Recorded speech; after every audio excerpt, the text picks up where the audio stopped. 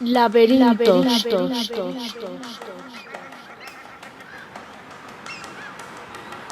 ¿Qué es? Fuente principal. Primeros laberintos prehistóricos. Clásico y o cretense. Laberinto romano. Laberinto medieval cristianizado. Laberinto en las catedrales góticas. Laberinto en el Renacimiento y en el Barroco. Es un lugar formado por calles y encrucijadas, intencionadamente complejo para confundir a quien se adentra en él. Está presente en diversas culturas, épocas y lugares, presentándose siempre como un símbolo ligado a lo espiritual, aunque también servía a veces solo de decoración. Una de las fuentes principales se halla en Plinio el Viejo. Fue escritor, científico, naturalista y militar latino. Escribió una enciclopedia llamada Naturalis Historia, escrita en latín. Aquí hace mención de 4 laberintos, de algunos de los cuales da una descripción detallada, mientras que las menciones de otros contienen referencias casi mitológicas, lo cual indica que en su época el tema de los laberintos era ya algo extendido.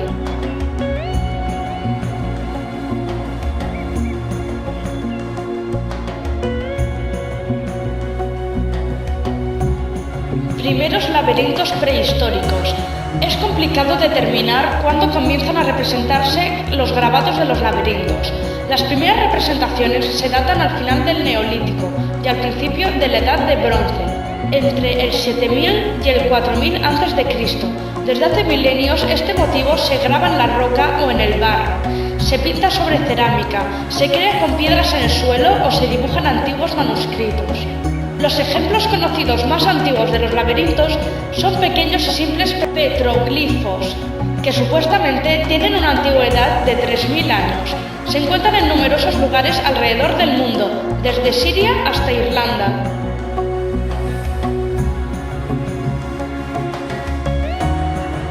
Los petroglifos de Mogor, conocidos popularmente como laberintos de Mogor, es una de las estaciones rupestres más reproducidas y analizadas de toda Galicia.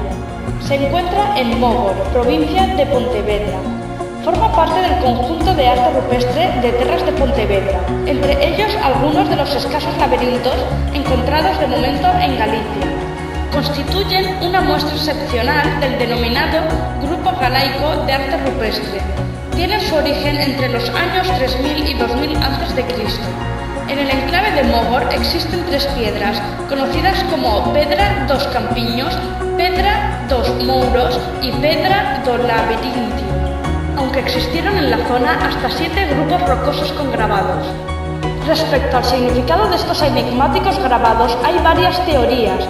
Debemos de tener en cuenta que el laberinto de Mogor tiene gran semejanza con otros similares encontrados en la isla de Guier, Laponia, así como en Finlandia y otros lugares. De todos ellos se sostiene que son obra de primitivos celtas y tienen por origen el culto a los muertos, constituyendo una de las mejores pruebas de la cultura de los túmulos. Sin embargo, otras teorías afirman que no eran otra cosa que marcas territoriales o delimitaciones meramente comerciales.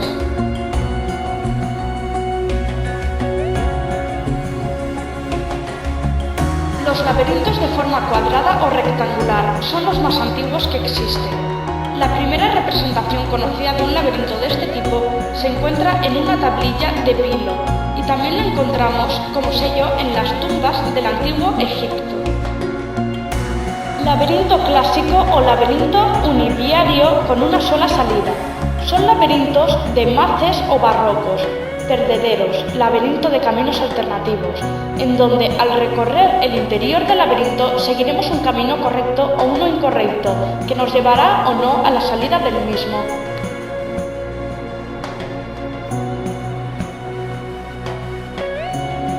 Los laberintos de forma redonda o circular aparecieron a finales del siglo VII a.C. en la Italia etrusca. Más tarde los encontramos en las monedas de Cnosos a finales del siglo III y se cree que eran usadas como mapa del célebre laberinto de Creta. Nos adentramos en el laberinto clásico o cretense. Este es el que tiene 7 caminos concéntricos, es decir, que todos tienen el mismo centro. Las representaciones de laberintos de esta época corresponden a laberintos unicursales, y este es de los más comunes. Es un laberinto univiario, de forma ovoidal y de diseño muy sencillo.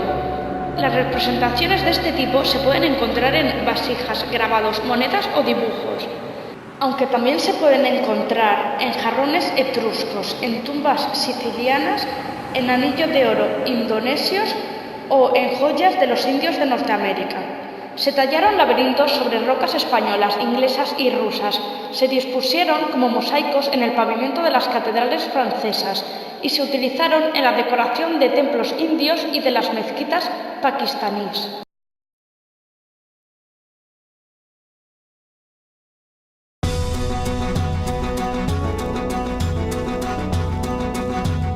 Es muy conocido dentro de este grupo el laberinto del Minotauro, que se debe al mito del Minotauro. El Minotauro es un ser con cabeza de toro y cuerpo de hombre que se alimenta de carne humana, encerrado en un laberinto diseñado por Dédalo en Creta. Todos los años el rey Minos exige el sacrificio de 14 jóvenes para alimentarlo. Teseo decide matarlo, pero el laberinto es muy complicado. El laberinto de Creta es, en la mitología griega, el laberinto construido por Dédalo para, a petición del rey Minos de Creta, esconder al Minotauro. En cuanto al laberinto de Teseo, el sistema que utilizó al final para escapar del laberinto fueron unos pasos de baile que le enseñó Ariadna, la danza de las grullas, cuyos movimientos le llevaron hasta el Minotauro. Ella le dio un hilo de oro para que pudiera atravesar el laberinto, matar al Minotauro y salir de allí. Así lo hace Teseo. Las teorías históricas suelen coincidir en que este mito fue creado por los griegos para mostrar la crueldad cretense, y en lugar de utilizar el argumento del canibalismo, se utilizó este mito. Algunos historiadores afirman que lo que se tomó como base para el laberinto del mito es el propio palacio de Cnosos, el cual por sus terrazas y patios tenía una estructura bastante compleja.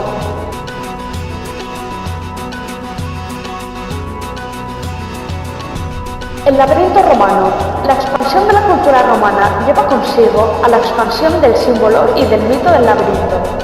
Este mito es muy popular y su representación, o más bien la de Teseo dándole muerte al Minotauro, se encuentra en el centro de casi todos los laberintos de esta época.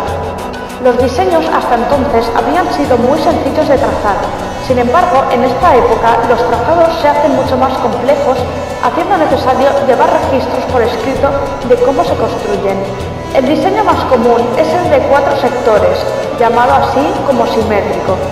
El laberinto romano es un laberinto univiario, que en un principio era de forma cuadrada, dividido en 4 cuadrantes alrededor del centro.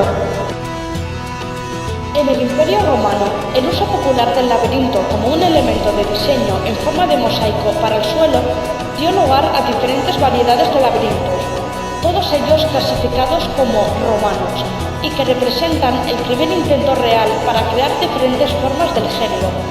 Estas representaciones no están pensadas para ser recorridas a pie, sino para seguirse visualmente. El fin que tiene este es de decoración o de protección. Los laberintos se colocan en mosaicos en los suelos de las entradas de las casas y en las de muchos edificios públicos y privados, como decoración. Pero también se encuentran laberintos en las tumbas destinados a confundir a aquellos que quisieran turbar a quienes yacían allí. O sea, por pura protección. Era una trampa que atrapaba a los malos espíritus. Otra teoría que explica su significado está relacionada con el sistema jerárquico en la prehistoria. Es decir, el mejor de los hombres de una tribu era elegido rey, tenía poder absoluto sobre el grupo, pero era asesinado después de un periodo, aproximadamente un año. Solo el héroe excepcional, un Dédalo o un Teseo, volvía vivo del laberinto.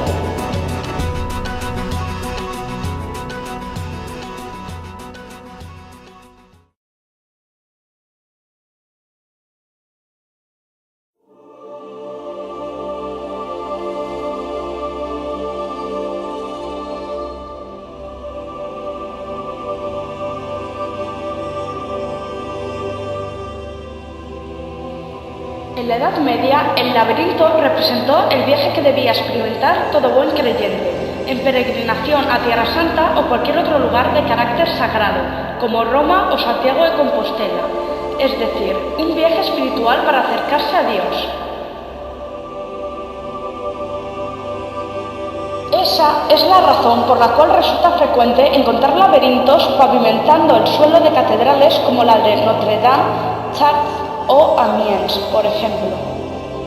Una de las hipótesis más aceptadas piensa que el laberinto pudo servir de sustitución del peligroso peregrinaje a Jerusalén. De esta forma, el peregrino debía recorrer de rodillas todo el laberinto mientras rezaba y meditaba hasta llegar al centro, consiguiendo así el perdón por sus pecados. Otro factor de importancia es el de las condiciones políticas del Mediterráneo, que dificultaron e incluso prohibieron el viaje hacia Jerusalén, por lo que se consideró la construcción en catedrales de recorridos de áreas delimitadas que contuviesen un camino muy largo y engañoso. De esta manera se cristianiza el símbolo y la temática. En este caso, la función del laberinto era de defender el centro, entendido este como un espacio sagrado, realidad absoluta o verdad revelada. Se mantiene la tipología romana, es decir, se sigue usando los 4 sectores, aunque esta vez tienen la creencia de que hay una cruz central en el diseño. Los motivos centrales se cristianizan sustituyendo las imágenes del Minotauro o Suliza con Teseo por motivos religiosos. Es el paso del laberinto pagano al religioso. A veces también se pinta una bestia en el centro del laberinto, la representación de una fuerza demoníaca.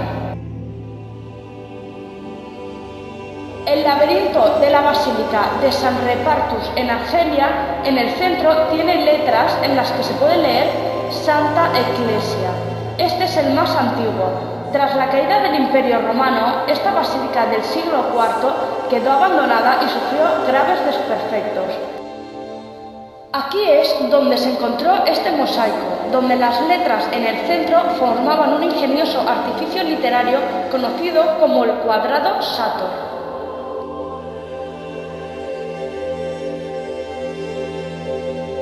El laberinto de Clef. Este tiene el honor de ser el más antiguo usado para decorar un suelo eclesial y a gran tamaño. Se llama Clef porque allí pasa el río nacional más grande. En la Catedral de San Vitale de Rávena, en Italia, junto al altar, se encuentra un laberinto medieval cristiano de 7 galerías, probablemente del siglo VI. El camino está marcado por flechas que guían hacia el exterior y que conducen hasta una pechina, símbolo de la renovación y de la peregrinación. También hay o hubo laberintos en San Miguel Mayor, en Pavia. El rey coronado está sentado majestuosamente en su trono, vestido con una túnica rosada y almeja azul. La colgadura delantera se recoge en el brazo que sostiene el globo, mientras el otro brazo sostiene el cetro. Este está rodeado de las figuras de los 12 meses, colocadas en nichos individuales. Debajo están los trazos del Laberintus de Creta. Celebran el domingo de Pascuas, el día de la resurrección de Jesús. Los monjes celebraban una danza en Pascuas, prohibidas en 1538 por sus tintes paganos. Ahora nos adentramos en los laberintos en las catedrales góticas. En el siglo VII nos encontramos ya el laberinto completamente aceptado en los edificios religiosos. Ya popularizado, encontramos laberintos en el suelo que están diseñados para ser recorridos a pie, como el de la Catedral de Chartres. Algunos estudios proponen que muchos de los emplazamientos de las catedrales no eran casuales, sino que los constructores escogían conscientemente lugares que concentraban una gran cantidad de energía. De esta forma, el visitante que recorriera descalzo o de rodillas el trazado de los laberintos se vería cargado de dicha energía y tras terminar el recorrido se habría reproducido en él algún tipo de alteración de su conciencia. Una visión similar, también de interpretación alquímica, es la que defiende el enigmático Fulcanelli en su célebre obra El misterio de las catedrales. Se conservan laberintos en catedrales. El laberinto más famoso y notable ubicado dentro de un templo religioso es el de la Catedral de Chartres.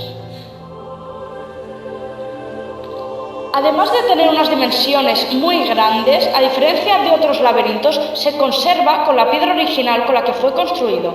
La planta está inspirada en los modelos circulares de los códices del siglo VI. Mide 12 por 12,9 metros de diámetro con un ancho de 40 centímetros.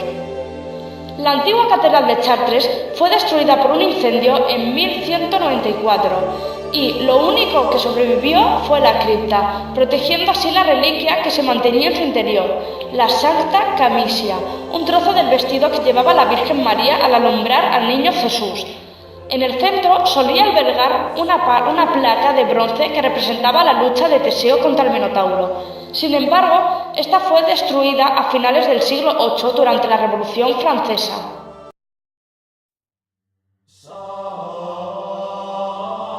Otro laberinto es el que había en la Catedral de Reims, que conocemos a través de grabados del siglo XVIII. Su forma era la de un octógono con otros 4 octógonos más pequeños situados en las esquinas.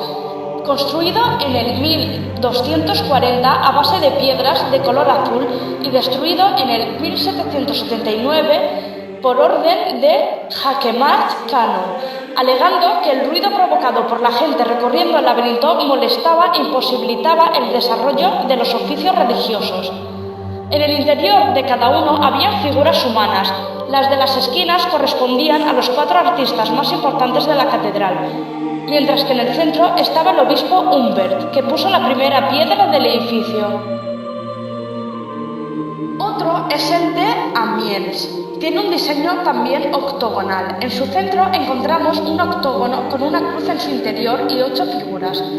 4 de ellas son ángeles, la quinta es un obispo y las otras 3 representan a constructores, concretamente los arquitectos de la catedral. El laberinto de Amiens que vemos hoy es fruto de una reconstrucción del siglo XIX. El laberinto que hubo antiguamente en la nave de la catedral de Amiens fue mayor que el de Chartres, con 12,8 metros de diámetro. Fue construido en 1288 y destruido en 1825. Hay también un laberinto muy refinado en la sala capitular de la Catedral de Bayeux. Mide alrededor de 3,5 metros y está compuesto por círculos de azulejos ornamentados con escudos, grifos y flores de lis, separados por bandas de pequeños azulejos negros. La Catedral de Sens antiguamente poseía un laberinto circular de unos 9 metros de diámetro formado por líneas grabadas en el suelo y rellenadas con plomo, pero fue destruido en el 1769. Un laberinto parecido en la Catedral de Auxerre fue demolido alrededor del 1690. En la Basílica de Notre-Dame de Saint-Omer nos encontramos con un laberinto que se diferencia de todos los anteriores, pues este sí que incorpora una cruz cristiana en su diseño. Se trata de un cuadrado de 6,6 metros por un lado, situado justo enfrente del altar. En la actualidad se encuentra vallado y no es posible caminar por él.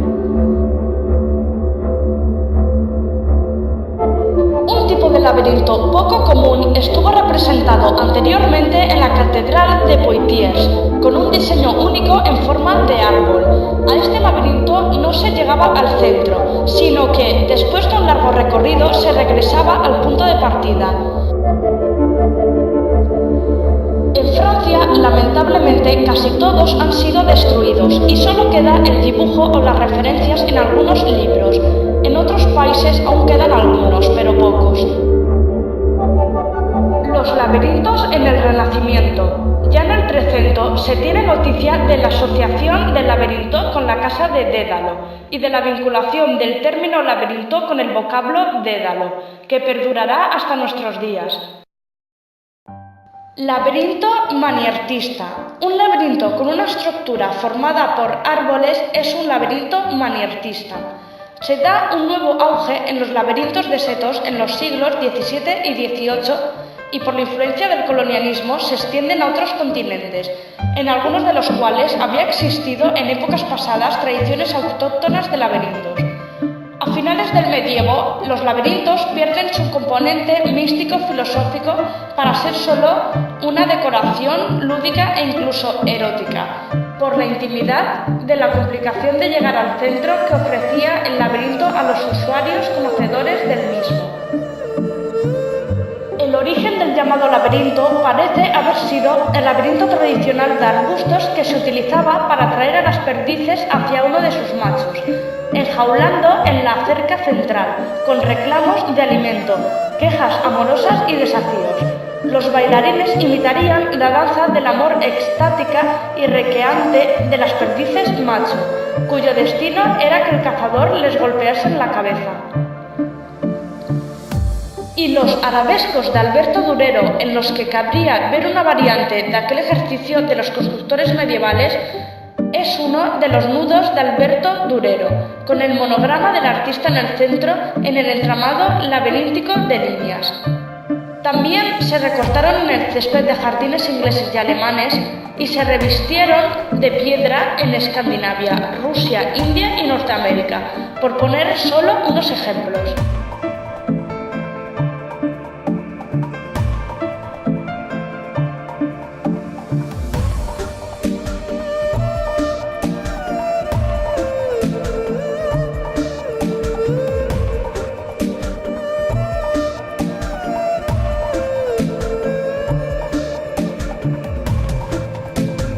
En los siglos XIX y XX, durante el surgimiento y desarrollo del estilo neogótico, los laberintos cobran nuevamente una importancia y una propagación más destacada y valorada.